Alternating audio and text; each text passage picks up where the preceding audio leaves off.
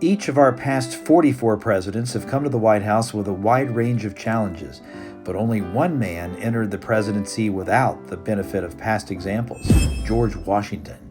The gentleman farmer from Virginia was so uniquely qualified to serve as the first commander-in-chief because the office of the presidency was structured with him in mind. Washington had many traits that made him an ideal first president: integrity, judgment, fairness, and humility. George Washington shaped the presidency into one of the most powerful positions in the world, but he never wavered from his promise to remain a servant of the people. George Washington, the first president of the United States from Virginia. In my opinion, his greatest accomplishment to America was that he quit. Or resigned is a better word. You see, Washington was the famous general of the Continental Army, right? And America defeated Great Britain in the Revolutionary War, or the War of Independence, in 1783. Washington was enormously popular. He could have taken advantage of that popularity and become king.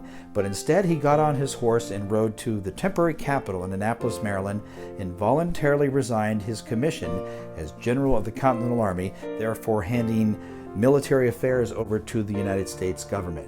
That was a very important decision. When King George of England heard of this, he said, "If this does happen indeed, Washington will be the greatest man in the world."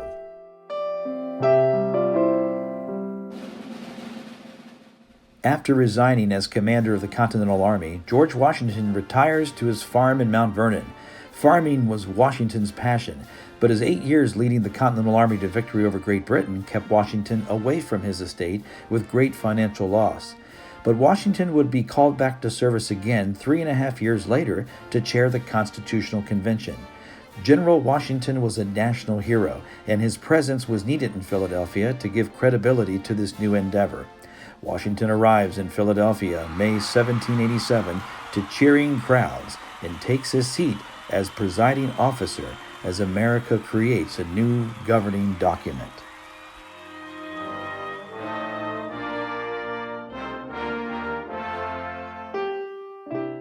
When the U.S. Constitution was ratified, the Electoral College unanimously elected Washington as President of the United States. George Washington took the oath with his hand on the Bible, standing on the balcony of Federal Hall in New York City. He walked back inside to the Senate chamber to deliver his inaugural address.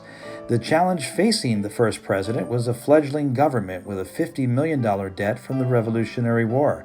Washington understood that the future of the United States depended on successfully resolving the debt crisis and establishing a sound financial system.